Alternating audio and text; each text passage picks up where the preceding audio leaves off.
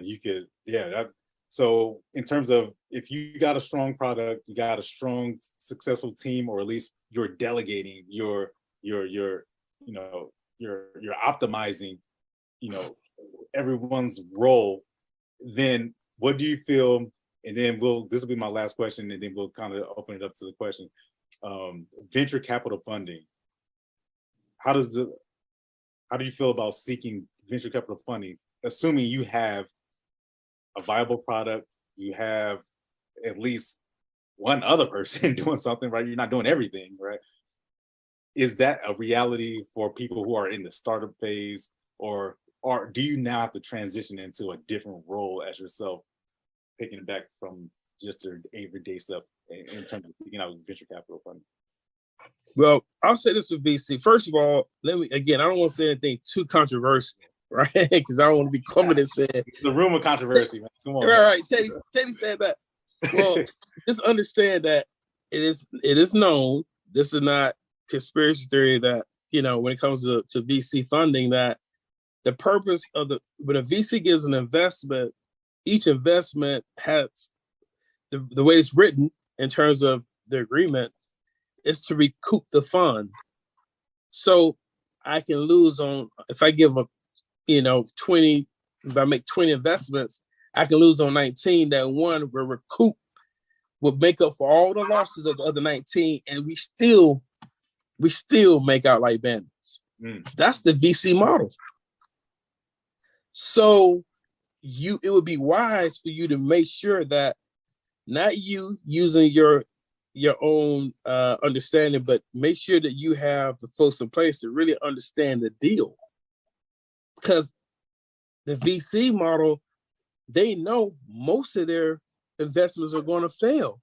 So if this business model works for them, the VC model, what does that say about every individual agreement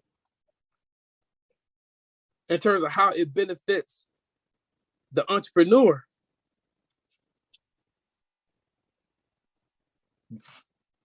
This is known, right?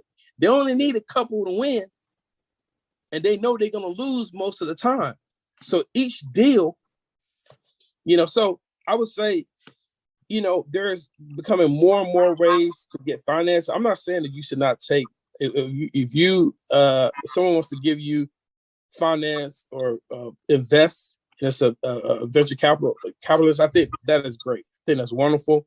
But I'm just saying, make sure you understand the deal. Me personally, as a lawyer, I don't like playing a game that I ain't skilled in. Like, I'm not gonna play your game. I'm gonna play my game so I can dominate you in my game. If I play a game that I'm a novice in, I'm more likely gonna lose. So why would I play that game? I'm just saying, there's other ways you can get financing. You may want to look into it, not to say that you shouldn't take any money from VCs, but just understand what their business model is. That's true. That's true. Understanding what the game actually is. What is a venture capitalist at the end of the day? That's so, man, that I can't hammer that home enough. That's powerful right there. And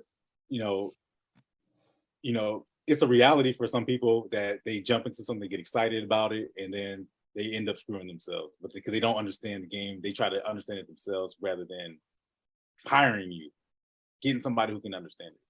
Right. We got to get out.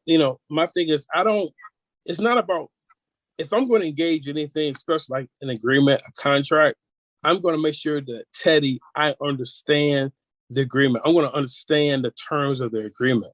If I don't understand it, I'm not going to act like I understand it. I'm going to say, I don't understand it. And I'm not going to trust you that you understand that. Ultimately, I'm responsible for what I put myself into, right? So again, just understand, from the VC model, it's set up that most of their investments are going to fail. But the way they structure each deal is that if any one of them wins, they make out like bandits. So what must that mean for the other person, the other entity on the other side of that transaction? What? And again, I'm not saying that you can't make money, but just understand that the deal, it has to be one-sided, because most of the investment fail. So just understand what you're getting into. Every deal is different. I'm not going to sit here and say you should not take money from a VC. They're giving more African Americans money, which is great. But if I can keep it real, Tekk, I hate to say this, you can talk to some people who founders who didn't got that money. And I have to be very, very careful the way I say this. Look like a good idea over there. Guess what? We'll give them the money. We get to put people on the board. We'll give him, if he can perform a miracle, throw a Hail Mary within a certain amount of time, give him 2 years. Don't get it done in 2 years. We kick him out. We'll put in a CEO from Ivy League school, someone that we trust, someone who we feel that can do the job, someone that we feel comfortable with that can do it. You took that money, didn't you, right? The fine print, you didn't know. Now they got more people on the board than people in the original team. Don't think these when they part with these millions, that the game is almost kind of fixed at that point. And I don't want to get in trouble. I don't want to have these VCs coming at me, little old me. But if you were to talk to some of these founders, because see, listen, people like to talk about the wins. You don't hear about no losses. I read a book that was written out here in Silicon Valley in the 80s, and they talk about how all these companies, when they hit their liquidation event and they make all this money, but just think about, we all went to school, just think about it logically, physics. If one person, one company wins big, if this one company cashes out for 30 billion, what must that say about the other tens of thousands of companies and entrepreneurs? What happened to them? True indeed. Things gonna balance out, right? So if this joker could cash out for 25 billion, a lot of people left here without their shirt.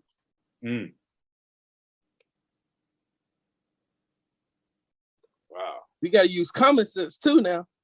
Who gonna give you tens of millions for an investment and not structure the contract where, guess what? It's gonna be more and more favorable to them. They got the money.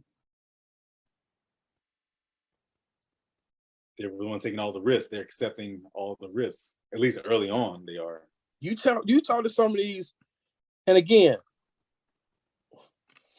I'm not trying to discourage. I'm just saying, make sure that you get the people around you that really understand what you're going to be contractually bound to and what position you're going to put your baby, the company, into. The truth of the matter, let me add some balance. You can't really scale a company without some capital, without sufficient capital. Every company, every one of them still take loans. All the big tech companies, they have loans, even just to help with the cash flow. So I'm not saying that you can't receive investment and things like that for capital. You need capital.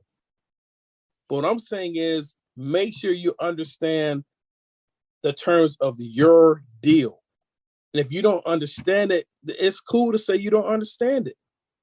Hire some people who do. And if you just can't understand it, then maybe you should wait a little bit before you do that.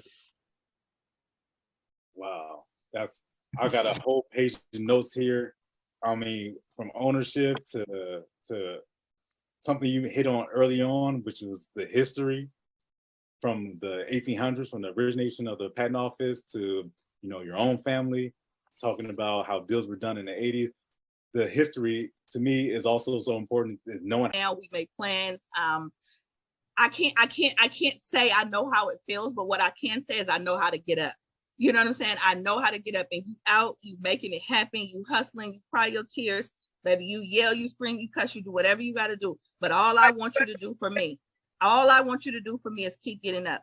If you were not equipped to handle what is happening in your life, it wouldn't be happening.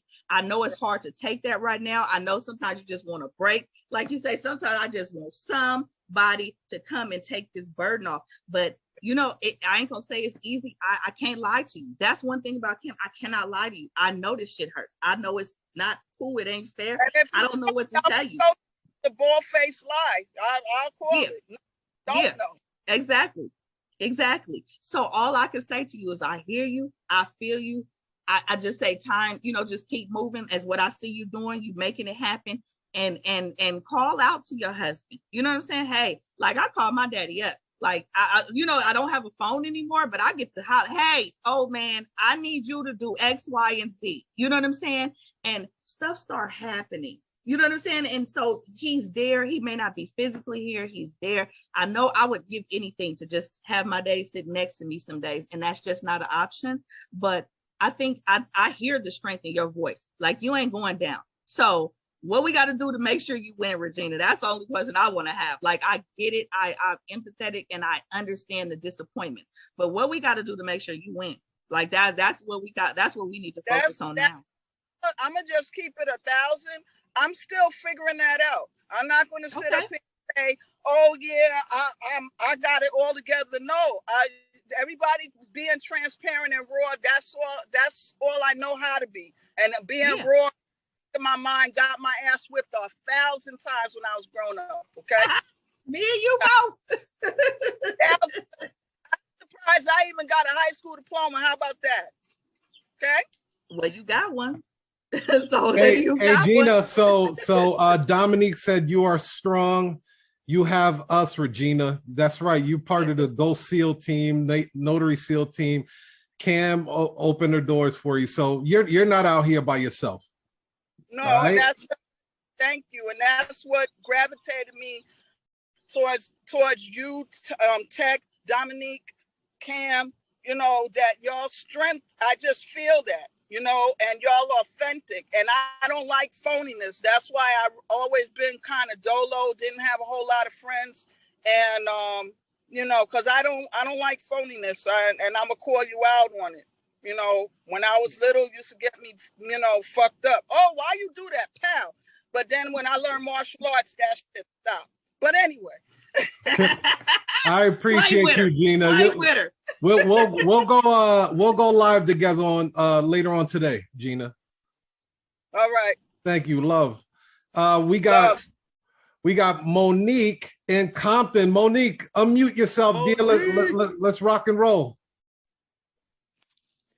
Good morning. Good morning. It's Monique from Compton. Excuse me. I'm looking crazy out here. I'm just doing my house. It looks great. You know. Girl, right. We tell the hubby I said what up. I will. Monique, tell the hubby I said what up. I will. I made him go to work today. You can't be here. Go to work. I need to clean my house, huh? Right. Just get out. So I caught not the beginning, so I don't even know what an apostille is. You know what I thought apostille was? Somebody that married people, honestly. Oh, you know that it there. No, so that is a version. Like when you look it up, you'll get the apostille. You even get the Bible references. Like, you know, it's a crazy thing. So apostille is simply a certification that is issued by a state government for documents that originate in the United States that are going to be used outside of the United States. So what it comes down to is, if someone wants to do something, they want to marry something, they want to you know, just even get dual citizenship outside of the United States, you have to authenticate your documents from here in order to present them to that government in order for them to, you know, do their process. So that's essentially what an apostille is. I saw Dominique say you're an apostille facilitator. Absolutely right.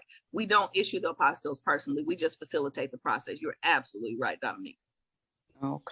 Okay. Well, that sounds interesting. I like the sound of that because I want to be in those rooms. Yeah. Yes, ma'am. Well, this is one way. I'm not saying it's the only way, but this is the way I found my way. So, you know what I'm saying? Like, I advocate for this business. I fell in love with it. I love it. I love it. I love it. And I don't have to work that much. Like, I literally don't have to work that much. So that was perfect for me. Because like I say, when the sun come out, I get real finicky. Okay. All right. Sounds good. I'm clicking the program. All right.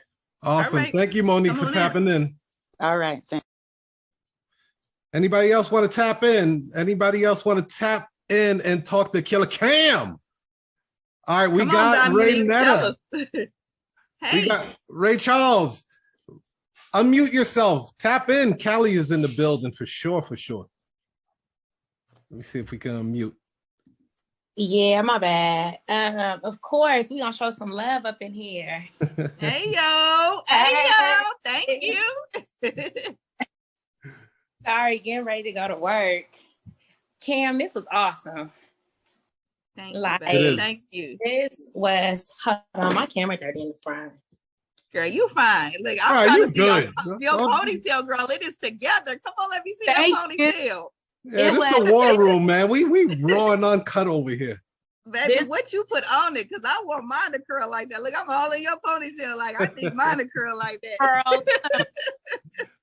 Girl, gel, the one in the green color. Oh Lord. Everybody say that. That eco gel flakes my hair up. It be fail. Really? Absolute fail. Come on, babe. I'm sorry to interrupt. Go ahead. You good, but this was amazing. Like your energy, your spirit, the rawness. This was everything. I'm so mad. Camm, I'm gonna purchase your course. Even though I know about apostles, I wanna learn from you again. I want to learn more. I want to see the way you see it. Because I had already talked to you in the DMs about I had already purchased the course, but I want to learn more from you. Yeah, definitely. Okay. This is amazing. Okay. You know what? Check in. There's some different options. If you know how to do it, then, we have some options. Like if you want